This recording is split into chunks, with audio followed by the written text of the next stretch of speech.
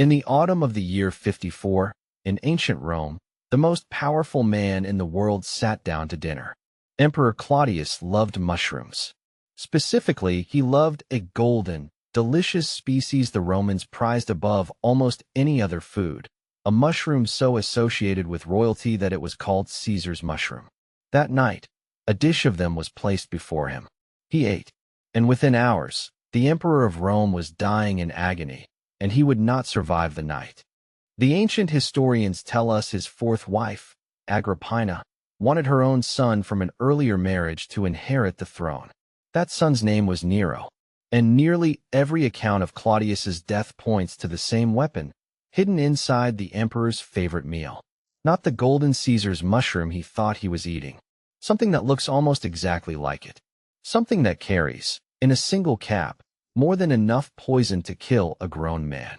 This is the story of that mushroom, the most lethal fungus on Earth. And what makes it so terrifying is not that it looks like a monster. It's that it looks like dinner. Let me introduce it properly. Its name is Amanita phalloides, but the world knows it by a blunter title, the death cap. It is responsible, by most estimates, for around 90% of all fatal mushroom poisonings on the planet. Not 90% of poisonings. 90% of the deaths. One species, out of the thousands that could hurt you, does almost all the killing. And here is the first cruel trick. It gives you no warning at all. The death cap is not lurid or threatening. It does not have the angry reds and violent spots we instinctively read as danger. It is, if anything, lovely.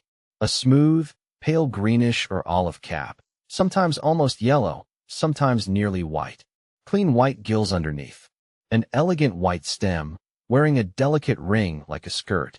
And at the base, tucked in the soil, a pale cup the mushroom grew out of. It looks gentle. It even smells pleasant, some say sweet, like honey. Everything about its appearance whispers that it is safe. Everything about its appearance is a lie. That resemblance is exactly why it kills. Around the world, the death cap is mistaken for edible mushrooms that people have gathered and eaten for generations. In Europe, it can pass for a young field mushroom. In Asia, it resembles the straw mushroom that appears in countless dishes. And as we saw in Rome, it can be slipped in beside, or confused with, the treasured Caesar's mushroom, which shares its family. A forager who has picked wild mushrooms their whole life can still, on one unlucky afternoon, carry home a basket with death inside it. Now, you might think, surely cooking destroys the poison. Surely boiling it, or frying it, or drying it makes it safe. This is the belief that has killed more people than almost any other. Because the toxins in the death cap are what chemists call thermostable. They do not care about heat. You can boil the mushroom, fry it in oil, dry it for storage, or freeze it solid, and the poison survives every single one of these completely intact. The dish that killed Charles VI, a Holy Roman emperor who died in 1740 after a meal of sautéed mushrooms, had been cooked. It didn't matter. Cooking a death cap does nothing but warm up the weapon. So what is this poison that laughs at fire? To understand why the death cap is so uniquely deadly, we have to go down to the level of your cells and meet a molecule called alpha-amanitin. Alpha-amanitin belongs to a group of toxins called amatoxins, and they work in a way that is quietly, horrifyingly elegant. Inside every one of your cells, there is a microscopic machine called RNA polymerase II.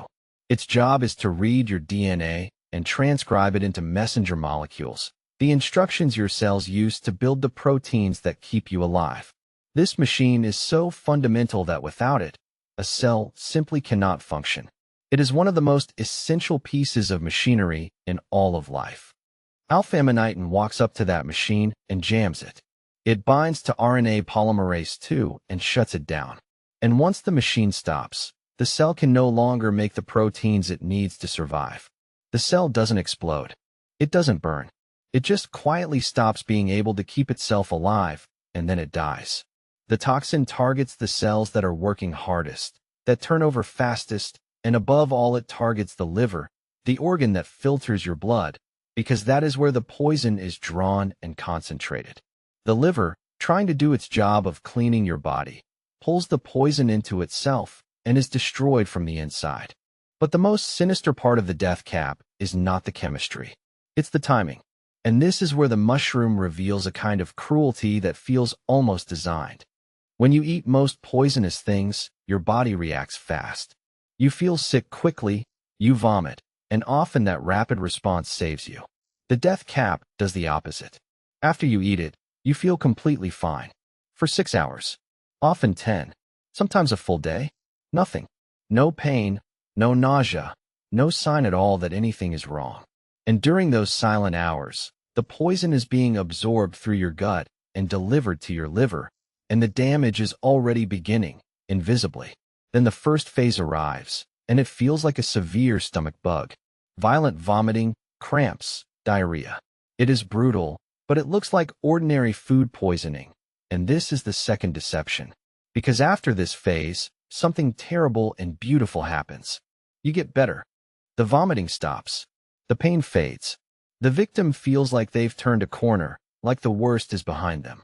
Doctors call this the false recovery. Patients have been sent home from hospitals during this window, convinced they survived a bad meal.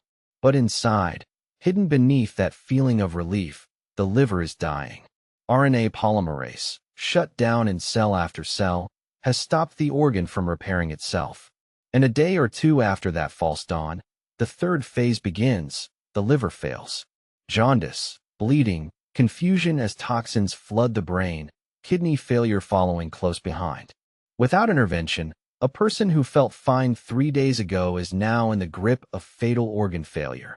And the only thing that can save them may be an emergency liver transplant. For most of human history, there was nothing to be done. To eat a death cap was, very often, simply to die, 1 to 2 weeks later, no matter what anyone tried. But this is where our story turns, because human beings do not accept a killer without a fight. And the search for an antidote led, of all places, to a common roadside weed. The plant is called milk thistle, a spiny purple flower you can find growing wild across much of the world. Inside its seeds is a compound called salicylanin, and salicylanin does something clever. Remember that the liver keeps pulling the poison into itself, recirculating it, destroying itself over and over. Salicylanin blocks the doorways on the liver cells that let the toxin back in. It interrupts the cycle. It shields the healthy liver tissue that hasn't been poisoned yet, and buys the body time to filter the toxin out and for the liver to begin regenerating. Given early enough, alongside high doses of penicillin and other supportive care, it has changed the odds dramatically. In one large collection of nearly 1,500 cases, patients treated with the milk thistle compound had a survival rate far higher than those treated with older methods. A weed by the side of the road turned out to be one of our best answers to the deadliest mushroom on Earth. And there is a final, strange beauty in that.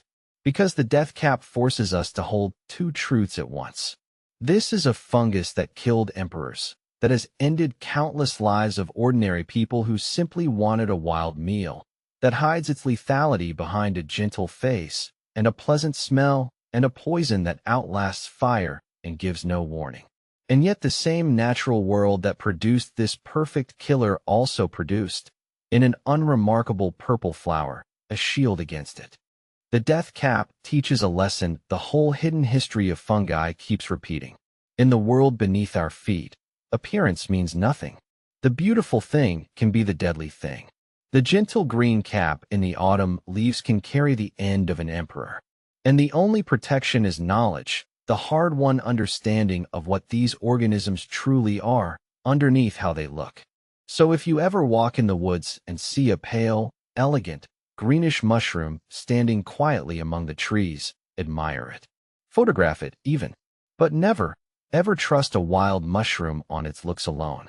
Because some of the most dangerous things in nature have learned that the safest disguise of all is to look harmless. In the next hidden history, we leave poison behind and step into something even stranger. A fungus that may have shaped human history itself, that some believe drove villages to madness, fueled witch trials, and hid inside the daily bread of medieval Europe.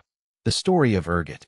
If you're enjoying this journey into the secret world of fungi, subscribe, and I'll see you in the next one.